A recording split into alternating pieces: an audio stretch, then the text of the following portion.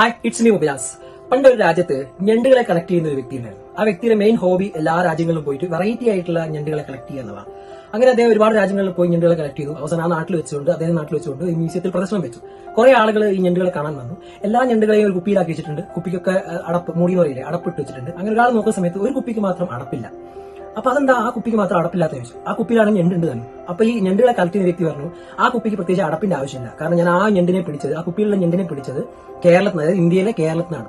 ആ കുപ്പി എങ്ങാനും ഒരു ഞണ്ട് ആ കുപ്പിയിൽ നിന്ന് വലിഞ്ഞു കയറി പുറത്തേക്ക് പോകാൻ നോക്കുകയാണെങ്കിൽ അതിലുള്ള ബാക്കിയുള്ള ഞണ്ടുകൾ അതിനെ പിടിച്ച് താഴെ ഇടും, കുപ്പി തന്നെ ഇടും. അതിന് പ്രത്യേകിച്ച് അടപ്പിന്റെ ആവശ്യമില്ല. ഇത് നിങ്ങളോട് പറയാനുള്ള പ്രധാനപ്പെട്ട കാരണം എന്റെ ജീവിതത്തിലുള്ള എക്സ്പീരിയൻസ് ആണ്. എന്റെ ജീവിതത്തിൽ ഒരുപാട് ഞണ്ടുകൾ എപ്പോഴും ഉണ്ട് കാല് പിടിച്ച് താഴെ ഇടുന്നൊക്കെ. പക്ഷെ എനിക്ക് അഭിമാനത്തെ പറയാൻ പറ്റും, ഞാനൊരു വ്യക്തിയുടെയും മറ്റൊരാളുടെയും ജീവിതത്തിൽ ഞണ്ടായിട്ട് മാറിയിട്ടില്ല. നിങ്ങൾ ആവാതിരിക്കുക. ഇനിയിപ്പോ നിങ്ങളുടെ കൂടെ ഞണ്ടുകൾ ഉണ്ടെങ്കിൽ അതിന് മാറി നിൽക്കുക. നിങ്ങൾ നിങ്ങളുടെ കർമ്മം ചെയ്യുക. അത്ര മാത്രമേ ഉള്ളൂ ഇതിനെ പ്രതികരിക്കുക.